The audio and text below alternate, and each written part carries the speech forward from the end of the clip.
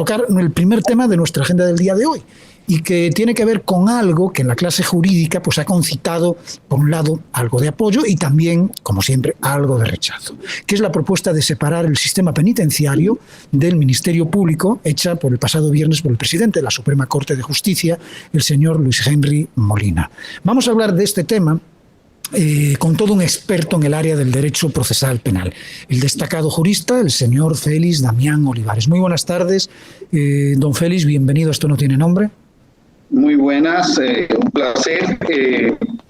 Y a propósito del tema que nos convoca, que es la humanización y la gestión de los centros penitenciarios, recordar aquella producción que ustedes tuvieron de La Victoria, dramática, que le dio a conocer a muchas personas que no la conocían, las condiciones de esa ergástula, de ese centro de deterioro que es La Victoria. Que todavía sigue siendo La Victoria, que es, decía un amigo mío, que ese es un contrasentido, porque no es una victoria, es un fracaso. Terrible fracaso, un fracaso social. Es una derrota, sí, de los excluidos, de la doble exclusión y todo ello. Siempre se ha hablado, doctor, de que esto no es un tema nuevo, porque se ha venido discutiendo desde hacía como muchísimo tiempo, el tema de que se separara el sistema penitenciario del Ministerio Público. Yo no sé si eso sucede o se aplica también en otros países. Tengo entendido que sí, que una cosa es el sistema penitenciario y otro lo que es el Ministerio Público, entendiendo por Ministerio Público en nuestro país ese brazo. Yo no sé si meter la pata o atreverme a decir que es como el brazo político del gobierno de turno, porque a veces se quiere decir, no, la independencia de la justicia y no sé qué tal. Sí, la justicia entendida por jueces y todo eso pues es independiente, pero el Ministerio Público al final es ese ministerio que pone en funcionamiento las políticas de persecución de los delitos que traza un gobierno. Pues en este gobierno se va a enfocar más en la persecución contra la droga o la persecución tal, y eso pues, este es el ministerio que se encarga como de eso. Entiendo que en otros países funciona de forma separada, pero aquí no. Entonces, ¿qué es lo idóneo? Bien, correctísimo el enfoque. En la mayoría de los países lo que es la parte de la gestión penitenciaria corresponde al Ministerio de Interior. Aquí sería el Ministerio de Interior y Policía, y a las gobernaciones sería quien le correspondería gestionar los centros penitenciarios. Y como usted bien dice, el Ministerio Público debe concentrarse en su rol de aplicar la política criminal, de llevar adelante ante el sistema de justicia penal, llevar,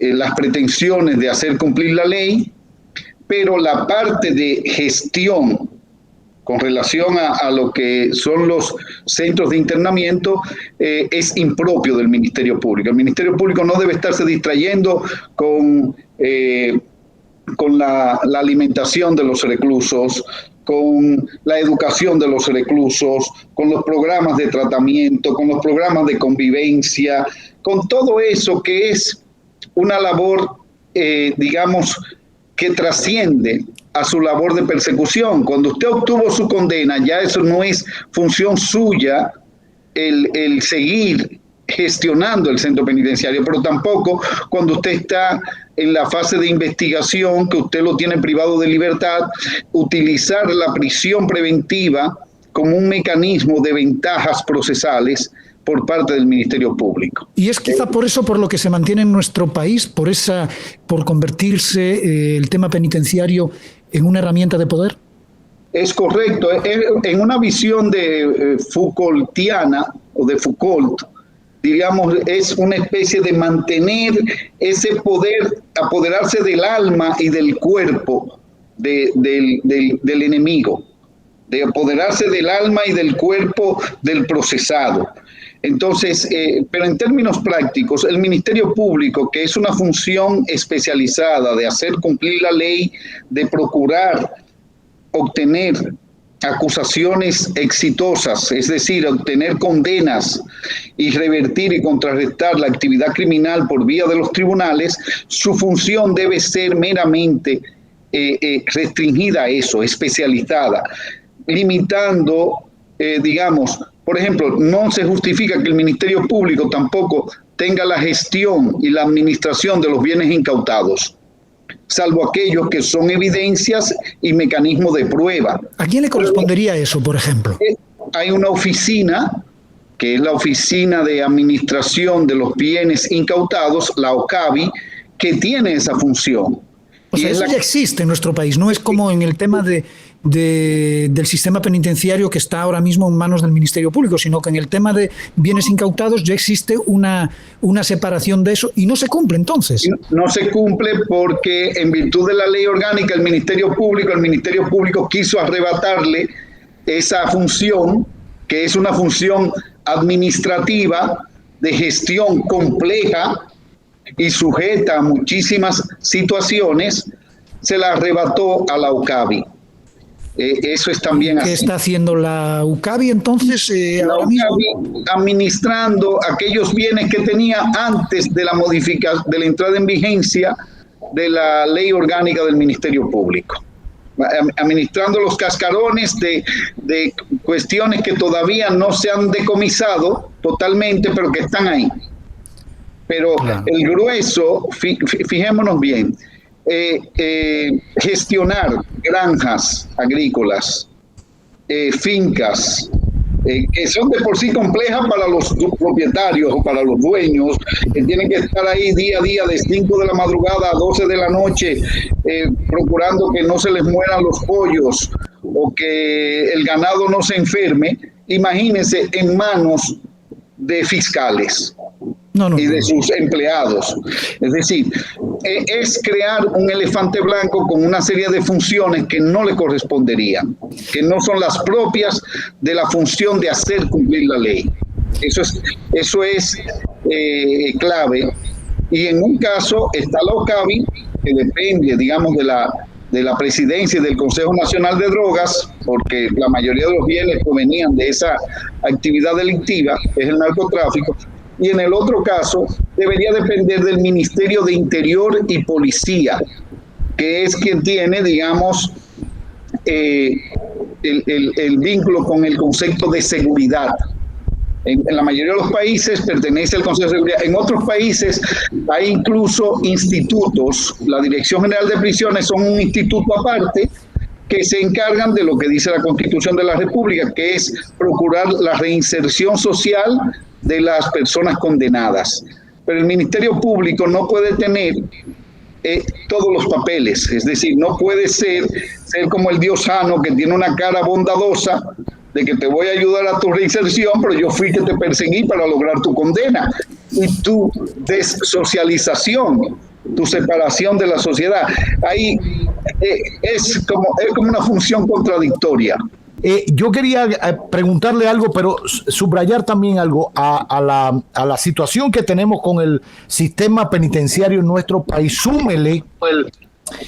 Súmele que, bueno, está dentro del Ministerio Público, como decía el doctor, con esa dualidad. Yo te sancioné, pero por otro lado yo quiero que tú vuelvas a la sociedad, que hagas manualidades en la cárcel, que hagas esto, que hagas lo otro, etcétera. Entonces, como que no se entiende. A eso súmele que nuestro sistema carcelario y penitenciario, y tengo que hacer la distinción, y quizás el doctor me corrija, pero continuamos con el viejo modelo carcelario, dígase, coger al acusado y meterlo tras la reja y allí a como Dios lo considere, donde caben 10 hay 50, etcétera, etcétera, sin ningún tipo de reinserción a nada, ni nada por el estilo. Y el nuevo modelo penitenciario, hecho con sangre, sudor y lágrimas, tratando de reinsertar, y al final siguen delinquiendo gente que sale del nuevo modelo, donde supuestamente que van a organopónicos y trabajan y todo muy bonito y hacen colchones y mecedoras y todo eso que en otros países existe. Incluso sirve para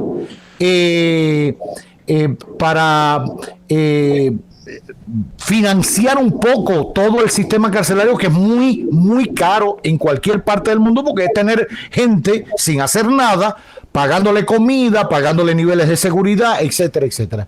Quería decir esto quizás para complejizar un poquito más lo que vemos con nuestro sistema, pero mi pregunta iba, doctor, sobre la viabilidad a la solución de este tema.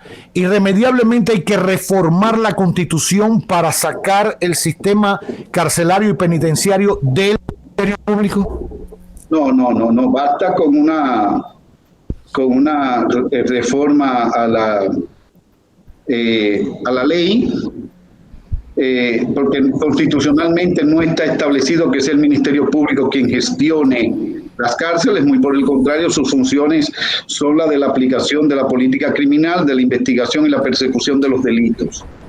Eso por un lado. Con relación a la subsistencia del modelo carcelario y el penitenciario, es decir, del viejo modelo, digamos, de encierro, de ergástulas, con el nuevo modelo de penitenciario, digamos, el sistema progresivo, cabe decir que tenemos un obstáculo, que es el abuso de la prisión preventiva.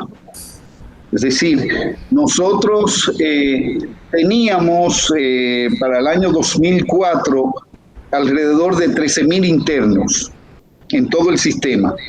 Al día de hoy ya deben rondar por los 30.000. Es decir, que hay un crecimiento no vegetativo, sino un crecimiento geométrico de la población penitenciaria, porque hay un abuso de la prisión preventiva. De hecho, y escúcheme que le interrumpa, leí recientemente que el 60% de las personas que hoy están privados de libertad por alguna condición, privados de libertad en nuestro sistema, modelo viejo y nuevo, el 60% son presos preventivos. Oiga esta, qué locura.